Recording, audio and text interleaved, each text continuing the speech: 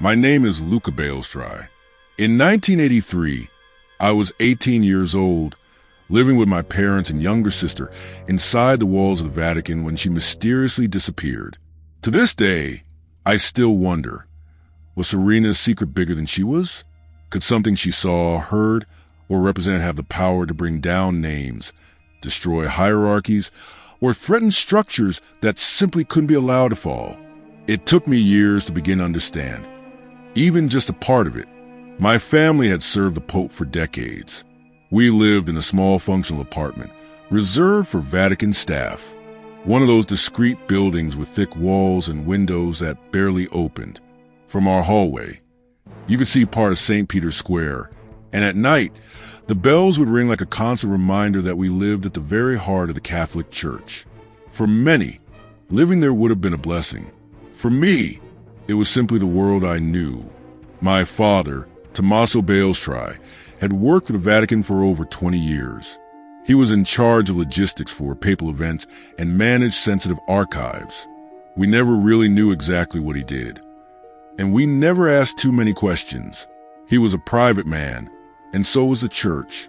My mother, Clara, was a homemaker.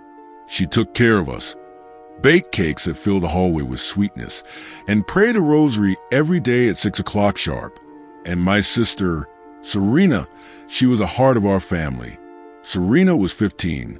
She had a lightness about her, a restless soul, and a sensitivity that overflowed into everything she did. She loved music. She took flute lessons and was always fluttering her fingers in the air, as if every moment in life had its own secret soundtrack. Her eyes were big and brown, always filled with questions, and her hair, the same shade of brown, was always tied in messy buns, despite our mother telling her they looked terrible. Wednesday, June 22nd, was scorching in Rome, that kind of heat that clings to your skin. I remember Serena sitting on the living room couch, legs tucked up, softly blowing through an imaginary flute solo. She was wearing a light white blouse and a navy blue skirt, her own version of a casual school uniform. On her head, a simple headband to, in her words, "Free up my face so I can think better." "Luca, what time is it?" she suddenly asked, her backpack already on her lap. "Almost 4. If you leave now, you'll make it." She asked me to walk her to class because she was running late, but I didn't feel like it. Laziness, disinterest, I don't even know, but I didn't go. And maybe that one decision, that one moment, could have changed everything. I still carry that weight. She jumped up, grabbed her flute case, gave my mother a quick kiss on the cheek, and just before stepping out the door, turned to me with that teasing smile. "Bye, dork." "Bye, pest. Don't forget your head somewhere." She laughed out loud, and the sound echoed down the hallway. That was the last time I saw her. After that, only the shadow of that smile, and a silence that hurt. At first, no one panicked. Her music class usually went into the early evening. Sometimes she'd stay after the chat with friends. But by 8, my mother was pacing the living room. By 9, we were calling everyone we could think of, friends, teachers, the music center, nearby shops. No one knew anything. No one had seen Serena after class.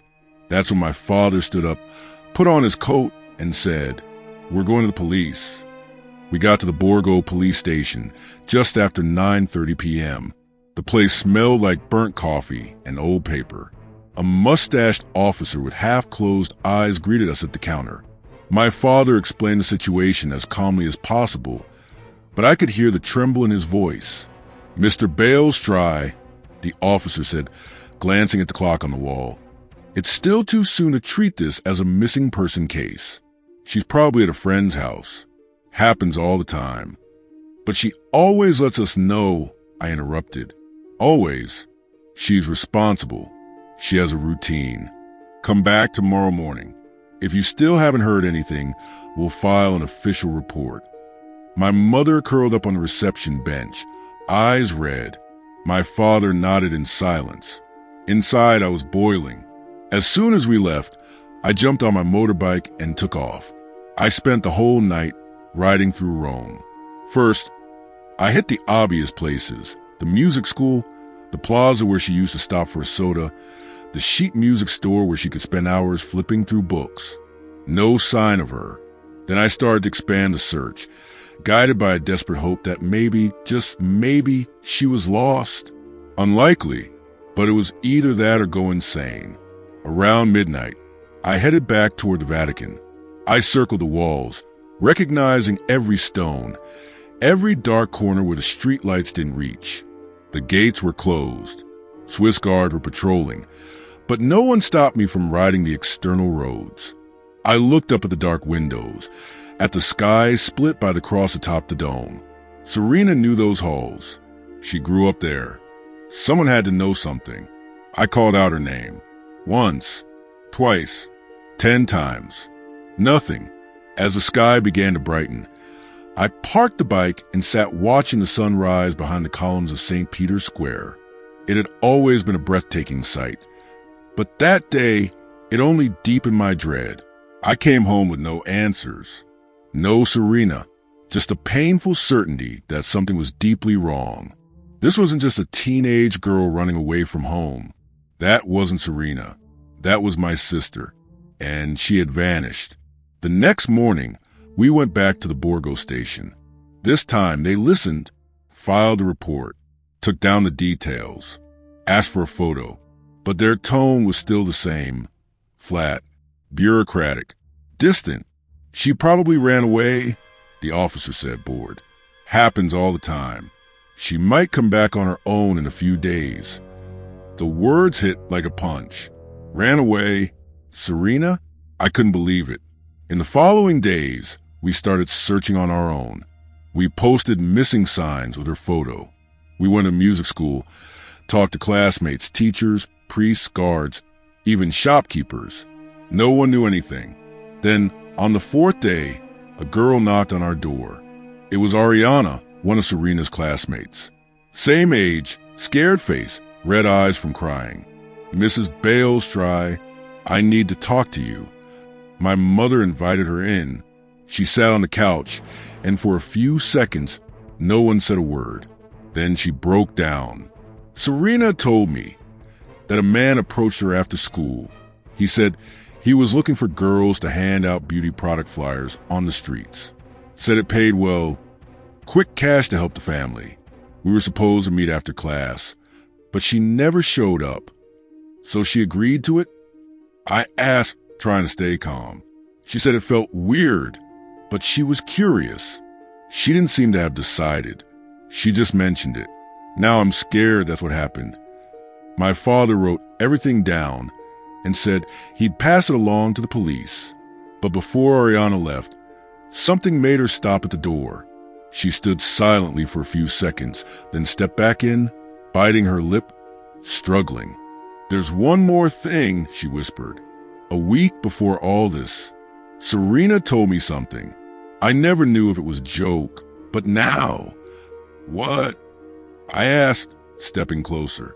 She said she was walking to the Vatican gardens, and someone made her uncomfortable. Someone important. Someone close to the Pope. My mother's eyes widened. My father stood up. What do you mean?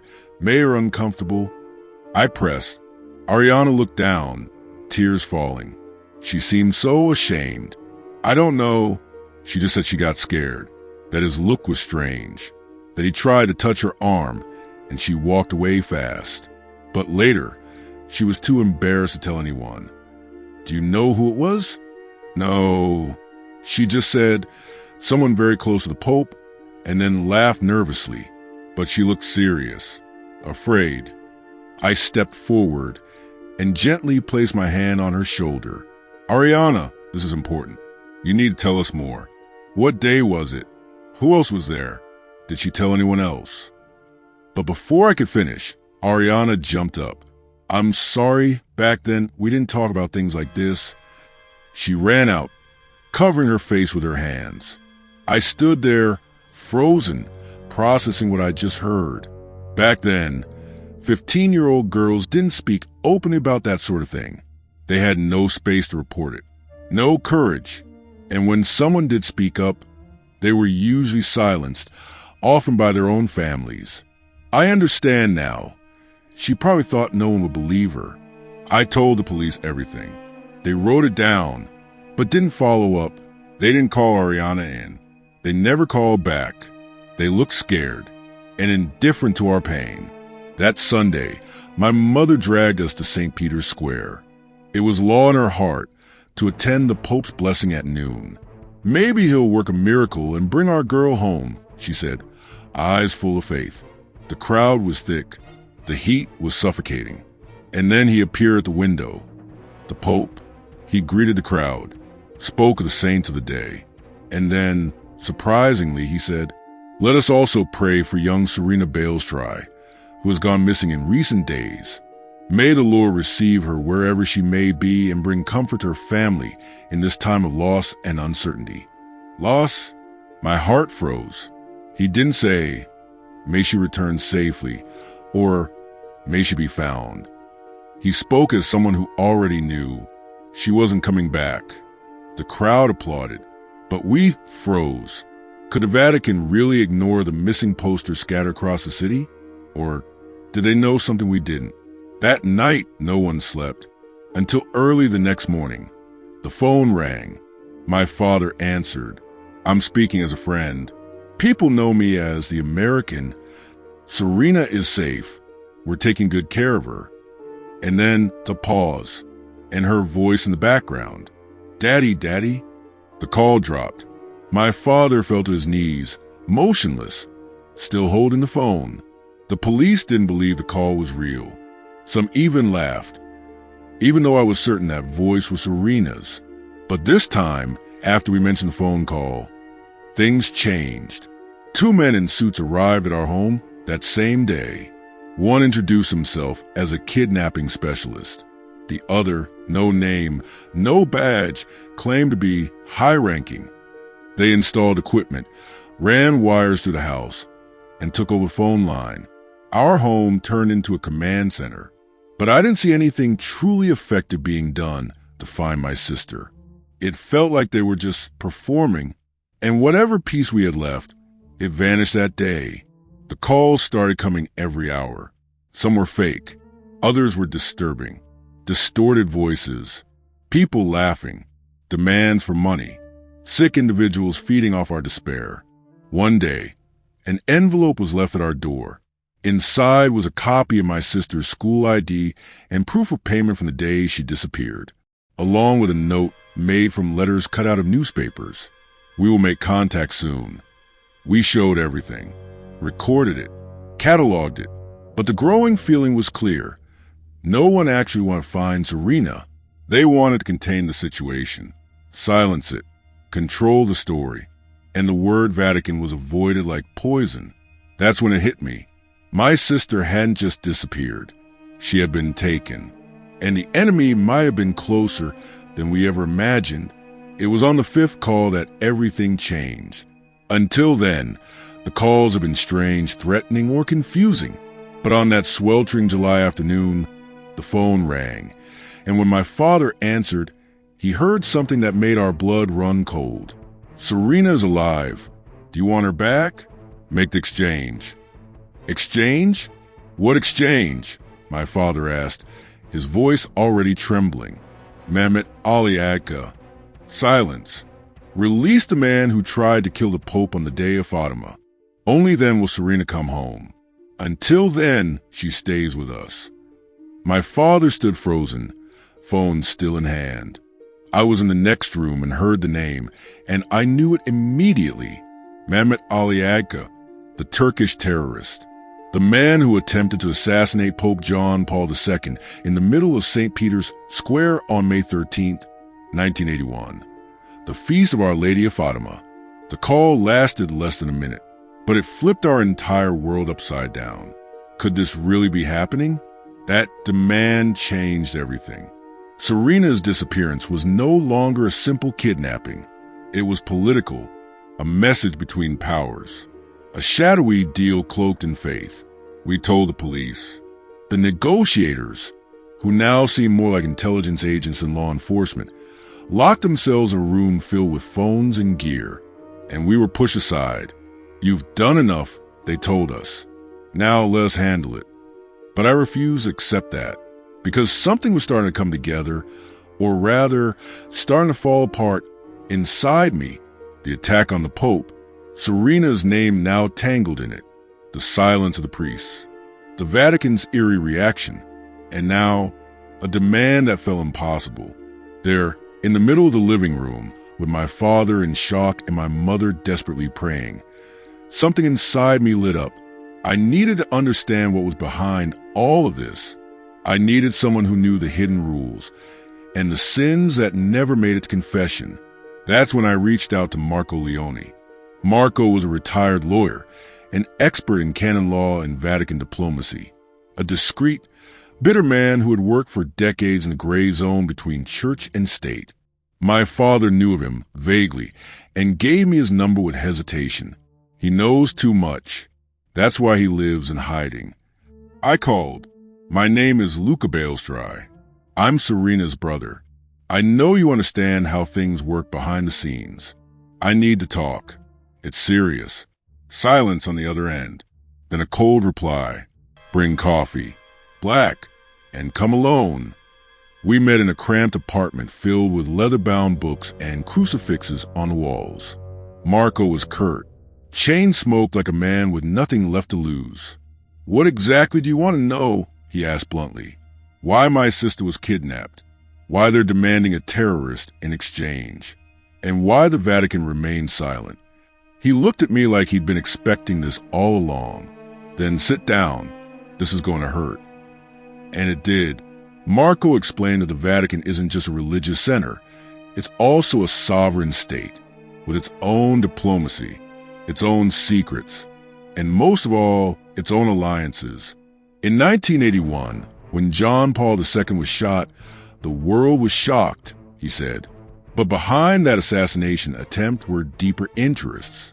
Agca was connected to a far-right Turkish group called the Grey Wolves, but also to the Mafia, and, according to many, to the KGB. The KGB? The Soviet Union. Exactly. John Paul II was the first Polish pope. He was a threat to Soviet power because he supported Solidarność, the Polish labor movement. The goal was to silence his influence, but he survived. And what does that have to do with my sister?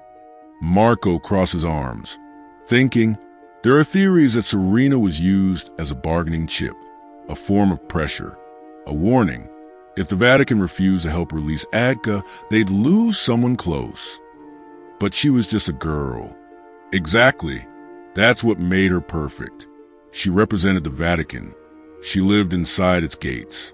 She was a musician, devoted to the Pope, innocent, fragile, accessible.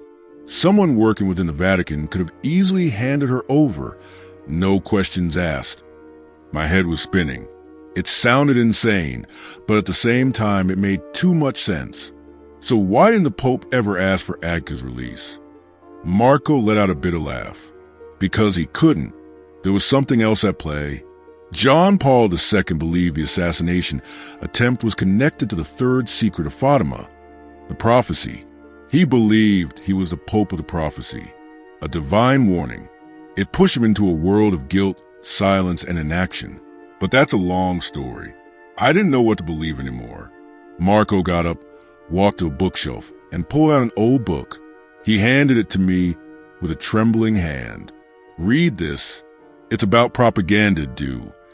The Masonic Lodge that infiltrated the Vatican, about the Banco Ambrosiano, about Archbishop Paul Marcinkus.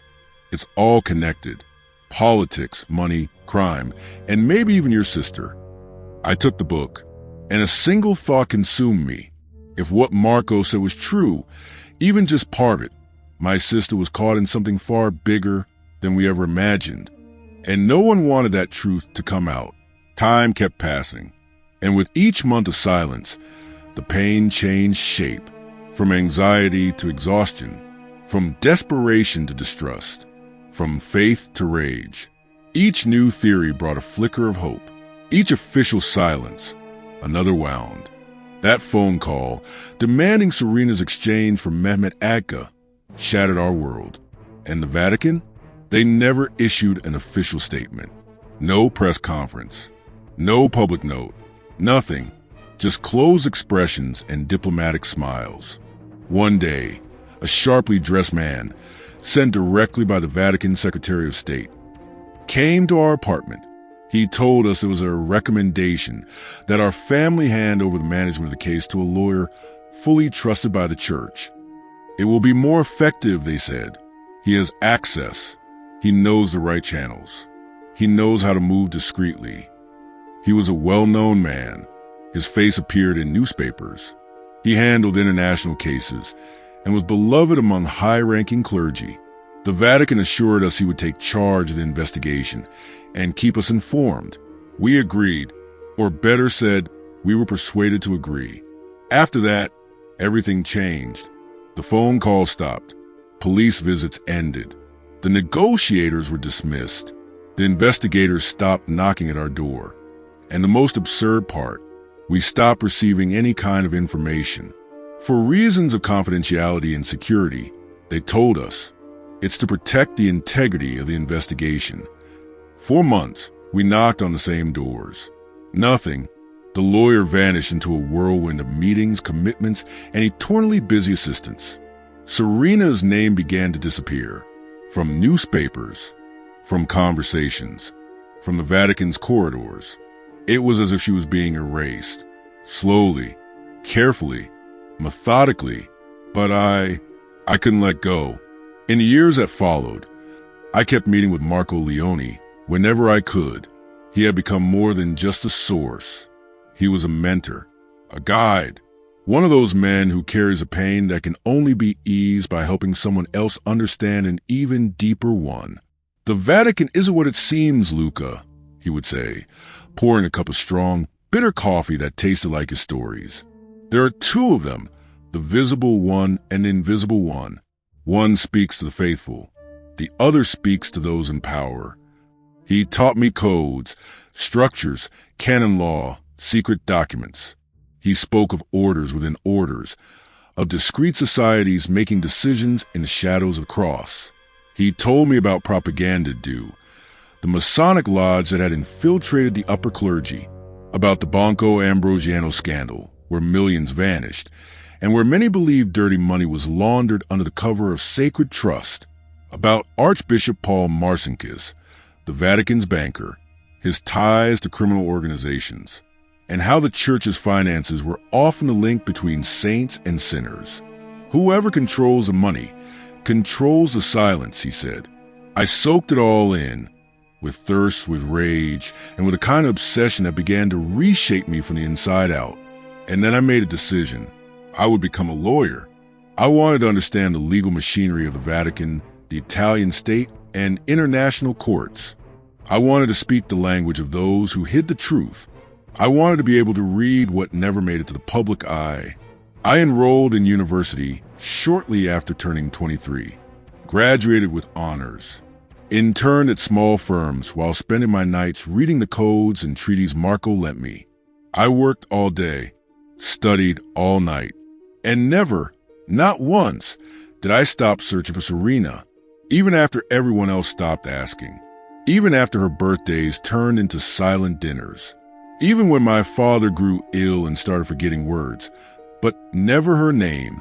Serena was a constant echo in my mind.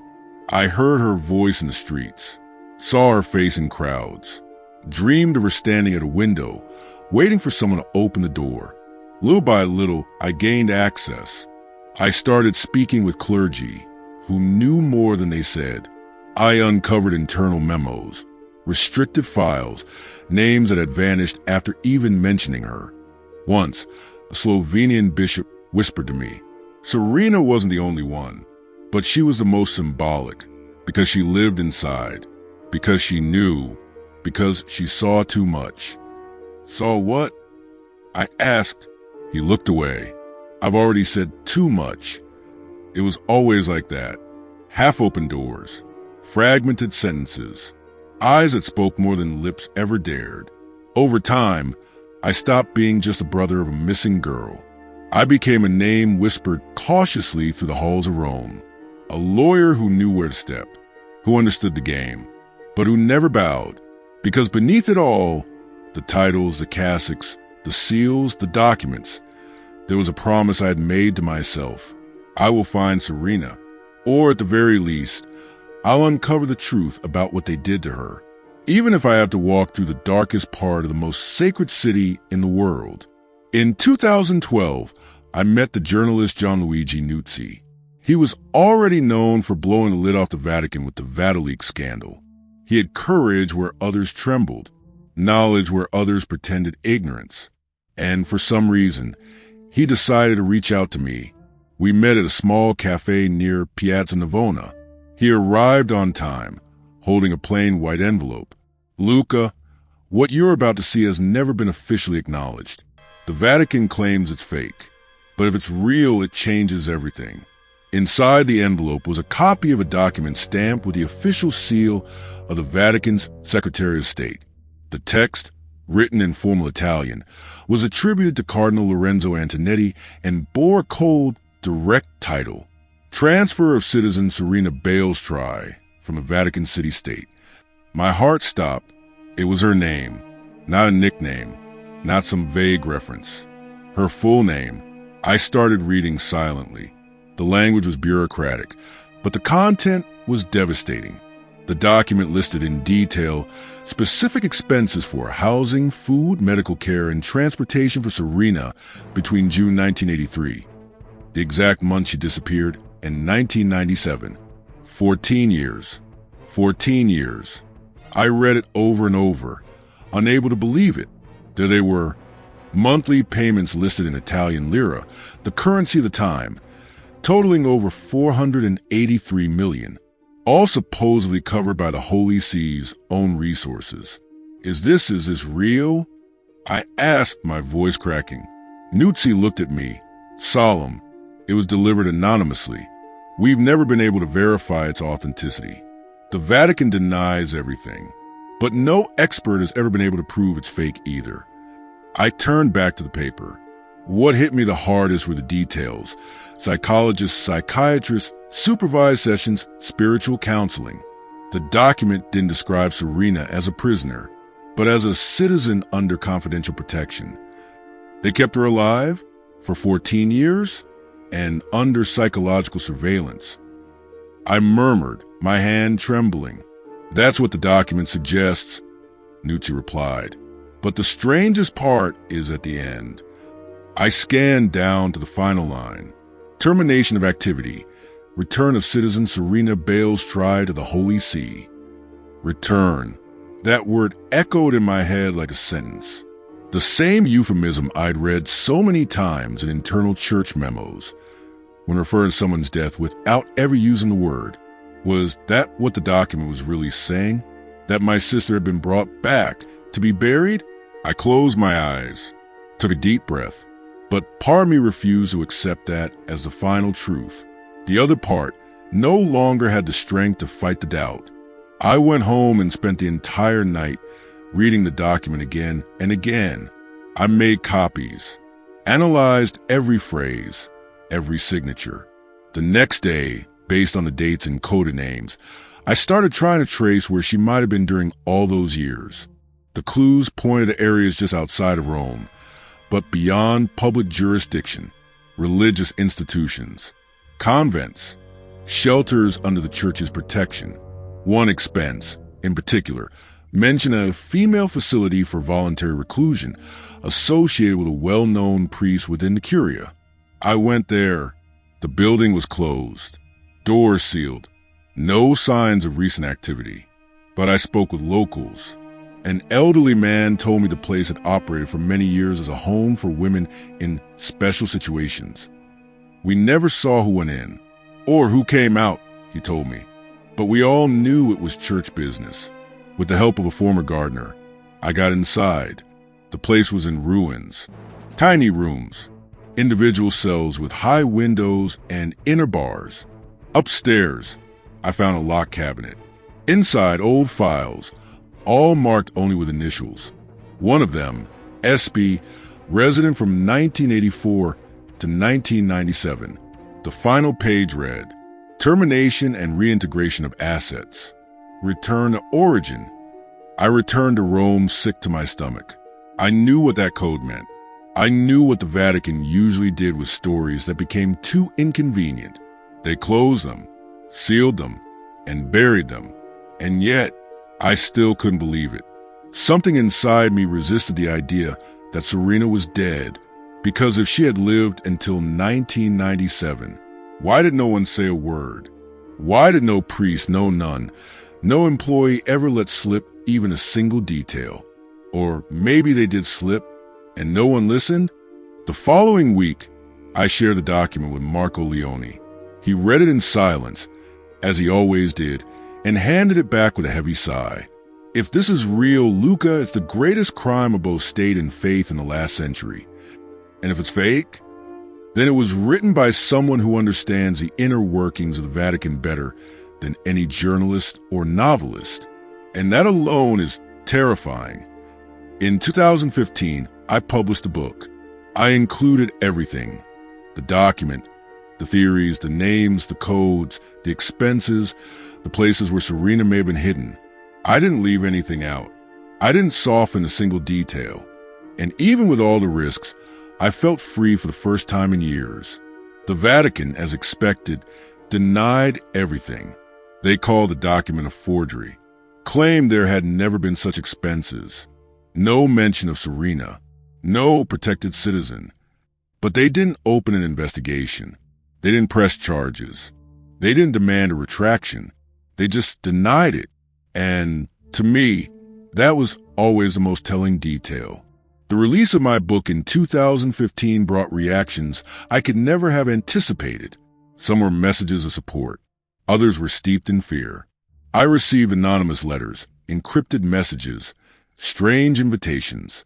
But it was a simple email titled, "We Need to Talk," that led me to the meeting that would change everything again. The sender was an investigative journalist from Milan named Sofia Bernardini. We met in a quiet park beneath the shade of old trees, far from cameras, far from eyes. She handed me a sealed envelope.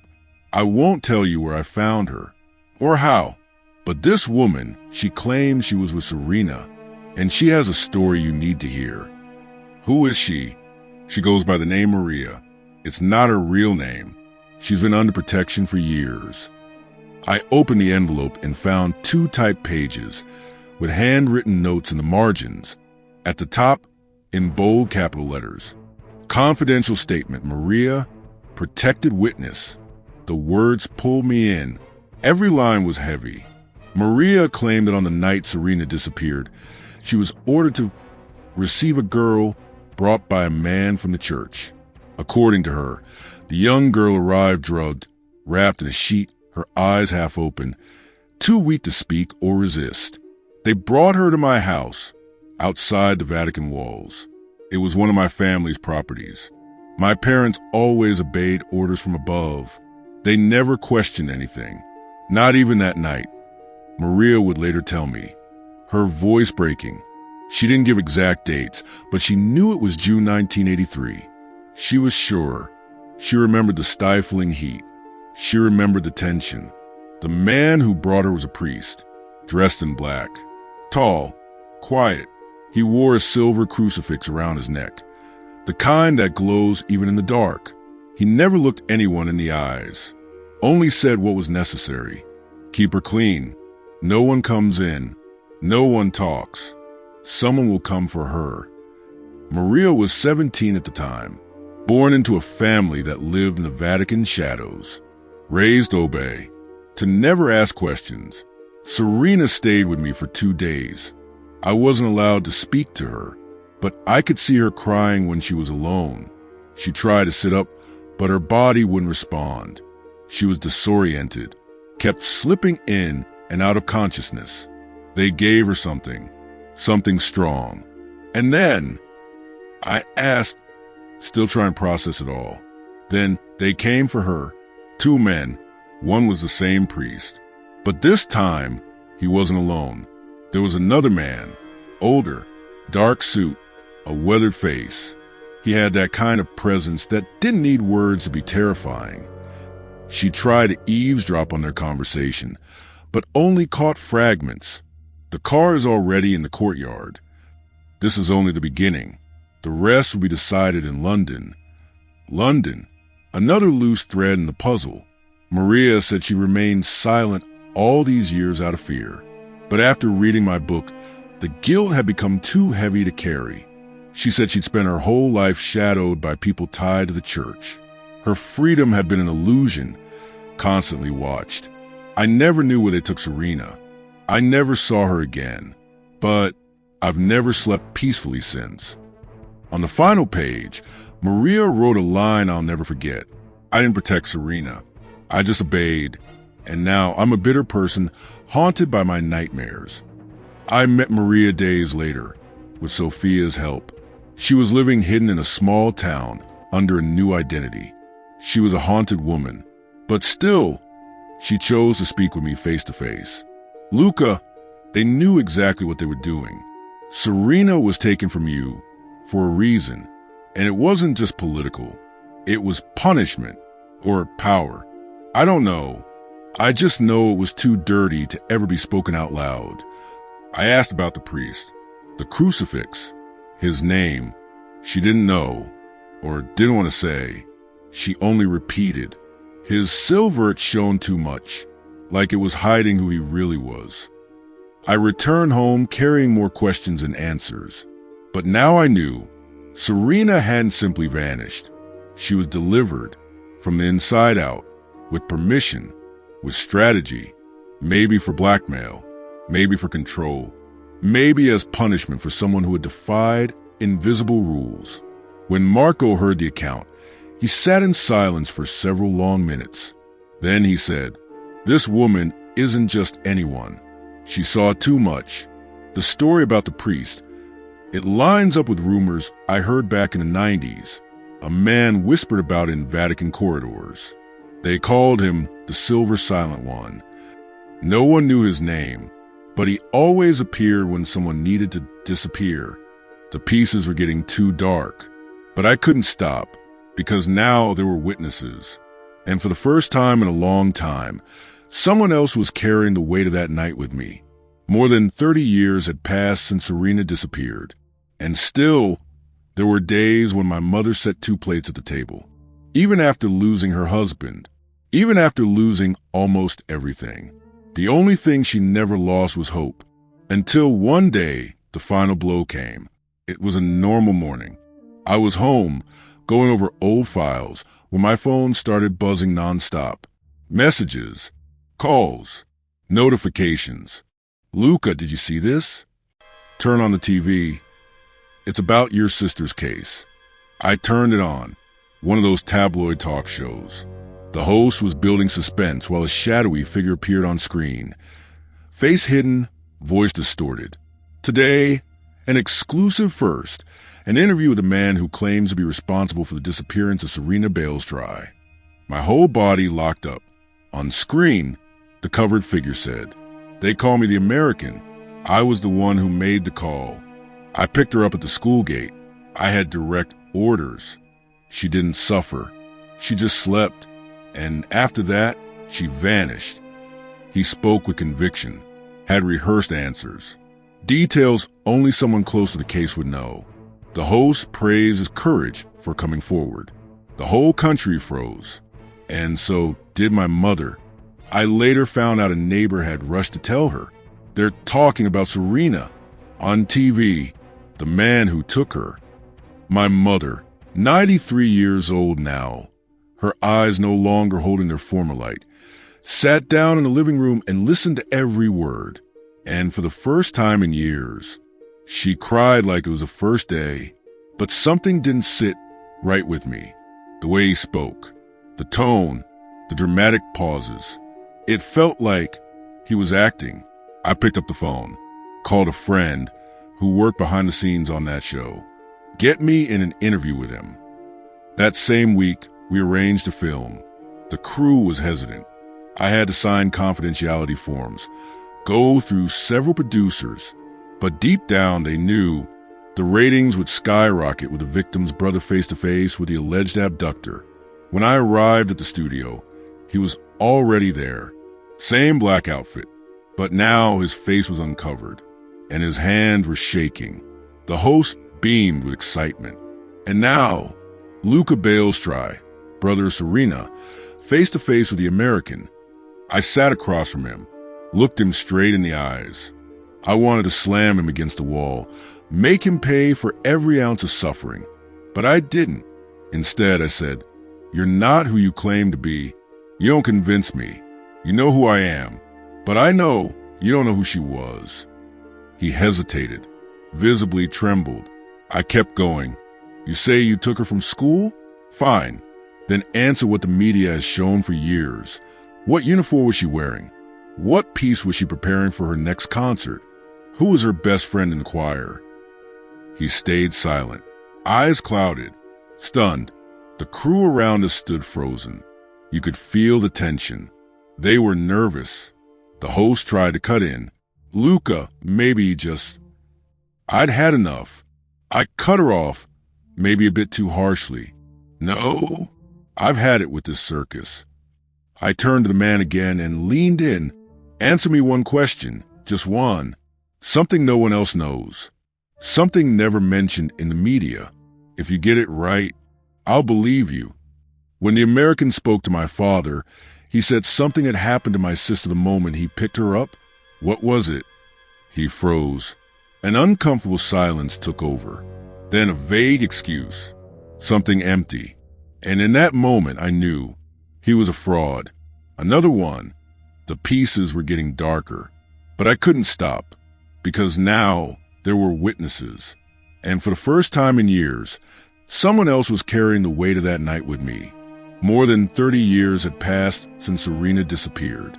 And still, there were days when my mother set 2 plates at the table. Even after losing her husband, even after losing almost everything, the one thing she never lost was hope. Until the day the final blow came. It was a regular morning. I was at home, reviewing old files, when my phone started buzzing nonstop. Messages, calls, alerts.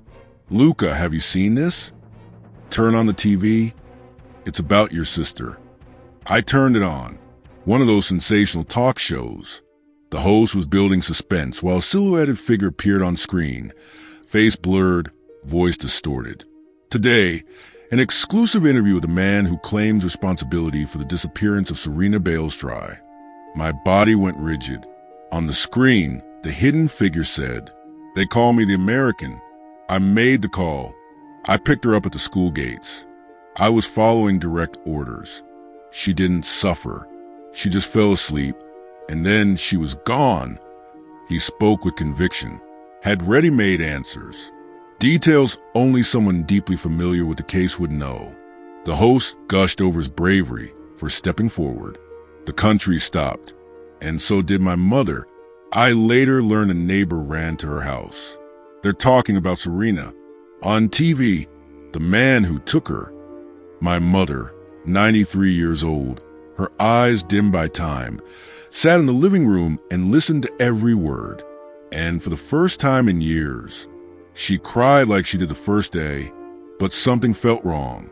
The way he spoke, the cadence, the dramatic pauses. It felt like a performance. I picked up the phone and called a friend who worked behind the scenes on the show. Get me face to face with him. We arranged it that same week. The team was hesitant.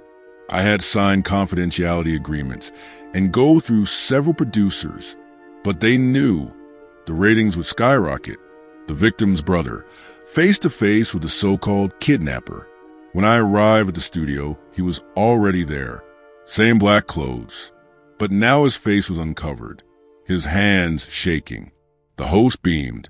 And now, Luca Bailstry, brother Serena, face to face with the American. I sat across from him, looked him in the eyes. I wanted to tear him apart, to make him pay for every ounce of suffering. But I didn't. Instead, I said, "You're not who you claim to be. You don't convince me. You know who I am. But I know you don't know who she was." He wavered. His confidence cracked. I leaned in. "You say you picked her up at school? Then tell me what the media, already made public. What uniform was she wearing? What song was she preparing for her next concert? Who was her best friend in the choir? He stayed silent, eyes lost, confused. Everyone around us froze. Tension filled the room. The host tried to interrupt. Luca, maybe, but I was done. No, enough with the theater. I turned back to him. Answer one question. Just one. Something no one else knows. Something that's never been revealed in the press. If you get it right, I'll believe you. When the American called my father, he said something had happened to Serena right after he picked her up. What was it? He froze again, then muttered something vague, a flimsy excuse. I stared at him. You have issues, and you need help, but what you did here today was cruel. You didn't come to tell the truth. You came to hurt people. You came for attention at the cost of someone else's pain. He started shaking, lowered his head, and finally, in his real voice, whispered, I can't remember everything. I answered, you can't remember because you weren't there. The real American told my father she had fallen and hurt her arm, but that there was a doctor taking care of her at the house. The host was speechless. The studio lights dimmed, and I left heartbroken but strangely relieved. The following week, the truth came out. The man was a former nurse with a documented history of mental illness. He had fabricated stories before, always involving missing persons. He had multiple run-ins with the law. He just wanted to be seen, at any cost. That night, I came home and found my mother sitting silently. The show still paused on TV. It was a lie, wasn't it? She asked, not looking at me. Yes, Mom. Then why did it hurt like it was true? I had no answer, because real pain and imagined pain come from the same open wound. A few days later, I wrote a public letter. A family's pain is not a stage. A person's disappearance is not a script. Hope is sacred. It's not something you exploit or play with. Those who don't understand that have never lost someone. We never found out who helped that man create his lie. Never found out why the show gave him so much airtime. There was no apology, just more silence. But that moment marked the end of something inside me. I kept searching, kept writing, kept listening. But from that point on, I understood something with painful clarity. The truth, if it ever comes, will not arrive on a stage.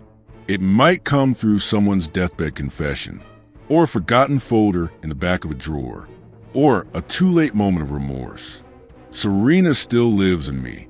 I don't know if she breathes, but she lives in memory, in hope, and in the promise I renew every day. I will not let her be forgotten.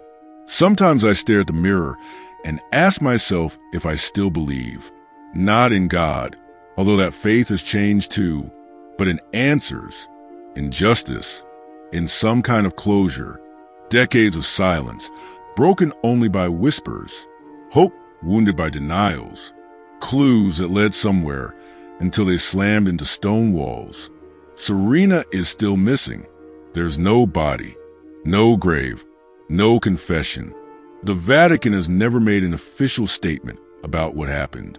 The Italian police closed the case, reopened it, archived it, and now claim they're still reviewing information. The witnesses died, disappeared, or lost their minds. And we kept going. My mother passed on a quiet afternoon. No goodbye. In her final months, she confused memories with dreams. Sometimes she'd say Serena visited her at night, that she sang softly. Sometimes she'd insist Serena had never left, that she was just hidden somewhere inside the Vatican. And that one day, she'd return. She's just waiting for the right time, she'd whisper, eyes closed. I let her believe it, because, honestly, it was better than the other possibility. That Serena had been used, discarded, and erased. Marco is gone too. A few months after my mother, he left me boxes of notes, scribbled books, and one handwritten note. You've gone further than I ever could. Keep going, because those who remember resist. Sometimes I still dream of Serena, but in the dream, she's no longer a girl. She's a woman. She speaks softly, walks alone, doesn't smile, but she looks at me as if to say, "It's not over yet." Some days, I wonder if she's alive, living under a new name in some distant place. Maybe she was taken to London, as that mysterious document suggested. Maybe to a convent, her identity erased and rewritten. Or maybe she was buried under a false name in sacred ground, as if she never existed. And if she is alive, does she still remember us? Is she still waiting to be found? Or has she learned to live inside a silence that protects her from remembering? I don't know. What I do know is that many people knew and chose to remain silent. One day, in a conversation with another journalist, I heard something I never forgot. Have you ever considered that Serena's secret might have been bigger than her? That what she saw, heard, or represented could have brought down names, dismantled hierarchies, threatened structures that cannot fall. Maybe that's it. Maybe my sister was consumed by something not just human, but institutional. A system so closed, so rooted, that it hides its shame inside reliquaries. When I look back, I ask myself, was it worth it? And as hard as it is, yes, because even without an ending, this story is not just about her. It's about all the girls who vanish and are silenced. It's about the secrets that turn to dust in archives. It's about the screams no one hears because they come from within the right walls. It's about what faith becomes when it joins hands with power, and what truth costs when it threatens a system never meant to confess. Serena is still missing, but the lie hasn't slept in peace since. And I keep going, because as long as someone remembers her face, her name, what she could have been, she's still here. And maybe one day, someone will open the wrong drawer, trip over a forgotten file, confess from a deathbed, or simply won't be able to carry the weight anymore. And when that day comes, I don't want to be angry. I want to be standing, waiting. If you made it this far, thank you. This isn't just a story about a disappearance. It's about institutional silence, about the price of truth, and about what happens when ordinary people confront systems that were never meant to be challenged. If this story moved you, share it. Talk about it. Look deeper. Remember Serena. And remember all the Serenas the world tries to forget. Subscribe to the channel. Leave a comment. Share with someone you love. Help make sure the story doesn't disappear too. Because forgetting is the second death, and that we cannot allow.